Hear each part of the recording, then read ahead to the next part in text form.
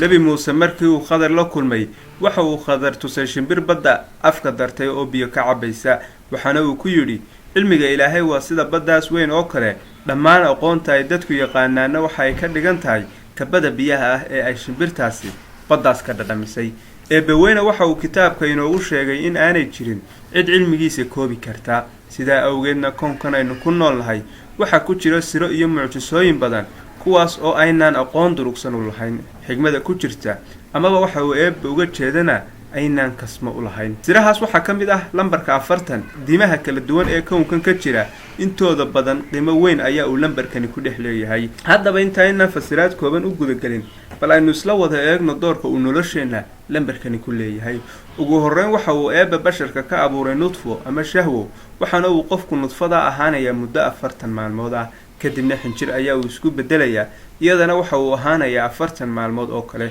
haddana isbedel kale ayaa uu samaynayaa oo waxa uu noqonayaa waslad yar oo calaalin ah sidaasna muddo 40 maalmood ah ayaa uu ku sugnaanayaa intaa kadibna waxa uu imanaya malagii oo inta uu qadartiisii uu qoro ayaa uu ruuxdii ilaahayna ku afuufayaa waxaynu soo aragnay 40 kasta kolka uu dhammaystirmo inuu marxaladii hore uu ka gudbaayo tu cusubna uu u wareegayo ilmaha yari kolka uu dhashana waata isaga iyo hooyadiiba ay 40 cishe ku umulbaxaan lambarkani taariikhda door muhiim ah ayaa uu ku leeyahay tusaale ahaan doontii nebi nuux 40 maalin ayaa ay ku dul wareegaysay kownka waana muddadii uu qoomkiisa cadaabku ku socday oo 40 maalin ayaa la ciqaabayay waxa uu eebba muuse doortay isaga oo 40 jir ah 30 sano oo uu ku noolaa qasriga fircoon iyo 10 sano uu ariga raacayay markii ay u dhamaatay ee uu 40 jir gaaray ayaa uu eebba u xushay in uu ambiyadiisa ka mid noqdo mar kale muuse waxa uu koray buurtii sharfaneyd si uu ilaahay ula hadlo muddo 40 habeen ahna waa uu cibaadaysanayay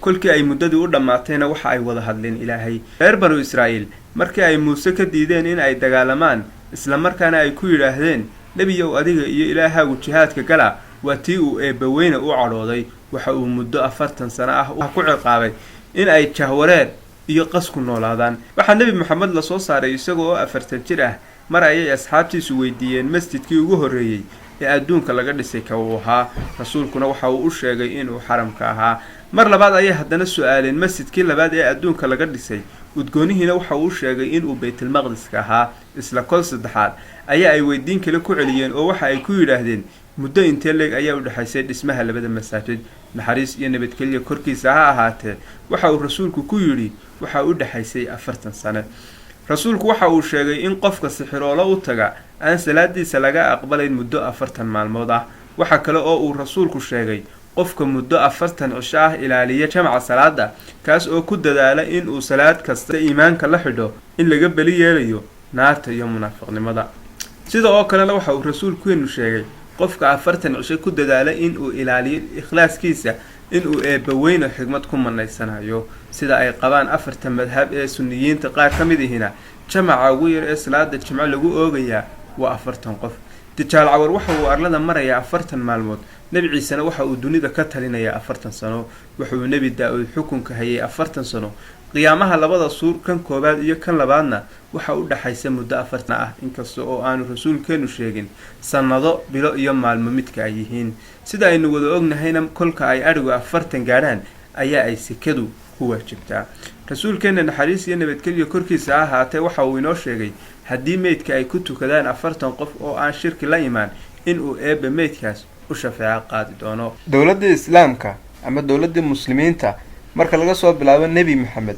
iyo khulafaa raashidiintii muddadooduna waxa ay ahayd 40 sano oo wixii inta ka dambeeyay way isbedeleen nidaamkii oo boqortooyo ayaa uu isku dooriyay malaha intaasi naga filan doorka uu lambarkani nolosha ku leeyahay ee aynu isla yara eegno waxoogaa faham ah ama taariif ah oo laga bixiyay lambarka sideedaba waxa tirada 40 lagu sheegaa in ay tahay tu dhamaystirnaan u taagan tusaale ahaan bilowgii abuurkeena 40 kasta marka ay dhamaadaan ilmuhu marxaladii hore waa uu ka gudbayay oo marxalad cusub ayaa uu wareegayay hadiisadaynu soo xusnayna waxaynu ku arkaynaa haddii uu qofku 40 cisho ah acmaal wanaagsan joogteeyo in naarta iyo munaafiqnimadaba laga badbaadinayo isla markaana xikmad lagu manaysanayo waxa ay culimadu halkaas ka fahmeen caado kasta oo xun haddii uu qofku 40 cisho iska daayo in ay iyaduna iska dayn doonto hab kale haddii aynu u nidhaahno qofku haddii uu doono inuu caado cusub samayso waa inuu muddo 40 maalmood ah joogteeyaa.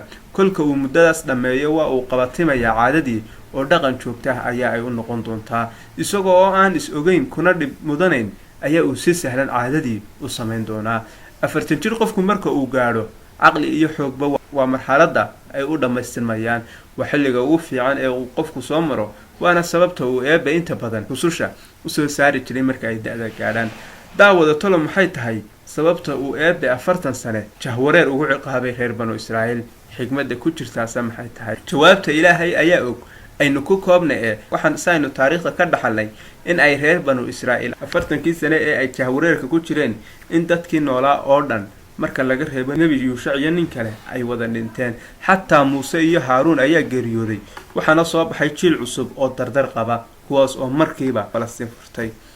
culimadu waxa ay sheegeen 40kii sane ee kasta maraaxishu in ay isbedesho. tusaale ahaan 40 sano ka hor siyaasiyiintii, ganacsatadii, madax dhaqameedkii, kii wadaadadii iyo dhammaan dadkii martabadaha hayay maanta ma joogaan. dad cusub ayaa buuxiyay boosaskoodii.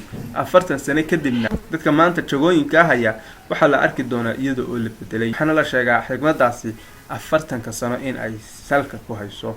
daawada mawduuceenan aynu kusoo gunaanadno sheeko caan ah oo aanan xaqiijin karin jiritaankeeda, laakiin waxoogaa inaga caawin doonta fahamka qodobkeennan. boqor muslin ahaa ayaa waxa uu dhalay inan aad u qurux badan. qofka arkana waxa uu xasuusanayaa Abucarcaradhow inantii uu la hadlayay ee uu ku lahaa ilaah baa farshaxan oo kugu farayraystay. gabadhani ehluduyn ayaa ay ahayd. mar ayay xoolo badan ku sadaqadaysatay in ay masaajid ku dhisto. si degdeg ayaa binadii loo bilaabay. muddo kadibna waa la dhameeyey. mar iyada oo uu gabagabo masaajidkii ku dhow yahay, xaalxaal keliyana uu hadhay, ayay damacday in ay soo boqoto. ilaaladeedii ayaa soo gaadhay goor hore masaajidkii. dhammaan shaqaalihii ka shaqaynayay oo dhanna dibadda ayaa looga soo saaray si ay keligeed u gasho oo ay u indhaindhayso. ina boqon masjidkii ayay gashay. burkaba bahal kama filanayso oo in ay keligeed tahay ayaa ay isku haysatay. kadibna niqaabkii ayay ka qaaday wejigeedu qurxoonaa. nin ka mid ahaa shaqaalihii oo soo dabaqa kore ee masaajidka saarnaa, warna aan ka hayn imaanshaha amiiradda, ayaa soo degay. gudaha masjidkana inantii ayaa uu kula kulmay. durtaba fallaadh kulul ayaa wadnihiisa halgaaday. xaalkiisuna waxa uu noqday qacdan ku arkaan isqoonsaday. miskiinkii boholyow ayuu inantii u qaaday.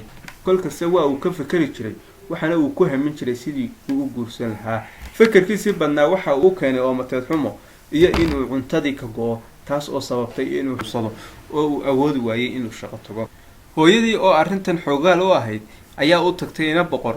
waxa ay u sheegtay in inankeedii uu daraaddeed u buko. saa waxa ay ka codsatay in ay guur ka okolaato. awal hore qurux, diin iyo mansab haddii ay inantani ku xaragoon jirtay, waxa ay muujisay in ay garaadbadnina ku darsatay. hooyadii waxa ay u sheegtay arrintu sahalo in ay tahay, inankeedana ay guursanayso, laakiin ay hal shardi oo keliya ku xidhayso. islaantii oo si halkaaleel ah u soo booday ayaa ku tidhi, maandey, arrintu hadday guurkaaga tahay, hal shardi iyo wax ka badanba waa aanu fulinaynaa ee ii sheeg. waxa ay inantii ku tidhi, inankaaga haddii uu jacaylku dhab ka yahay, muddo 40 cisho ah habeen kasta waa inuu salaatuleysha u kacaa. hal habeen oo ka mid ahna waa in aanu ilaawin ama aanu ka tegin. islaantii oo warkaa farxadda la ordaysa ayaa u soo gashay inankeedii bukay. bishaaradii ayayna farta ka saartay. ninkii oo farxad la ashqaraarsan ayaa isku dayay in uu shardigii fuliyo. habeenkii koobaadba waa uu bilaabay salaatuleyshii. habeenba habeen ayaa uu u dhiibay ilaa uu 40kiiba dhammaystiray. arrinta xiisaha leh ayaa ahayd habeen kasta oo uu salaad tukado waxa ku siyaadayay jacaylka uu ilaahay u qabo, waxaana ka naaqusayay cishqiga uu ina boqor u hayo. ilaa ay 40kii habeenba u dhammaadeen isaga oo jacayl buuxa aakhiro iyo ilaahay u haya, adduunka iyo ina boqorna u arka in ay yihiin dabino shaydaan. markii uu 40kii cisho dhammaystay ayaa uu hooyadii u sheegay in ay inantii gaadhsiiso guurkii inuu ka noqday. sidaa ayaa uu ninkii ku samaystay caado cusub oo wanaagsan, taas oo boqorkiisa ku xidhaysa. daawada waxaan rajaynayaa in aynu ka wada faa'iidnay mawduucan. haddii ay sidaa tahay, waxaan rajaynayaa in aad la sii wadaagi doontid oo aad gaadhsiin doontid saaxiibada barnaamijkan.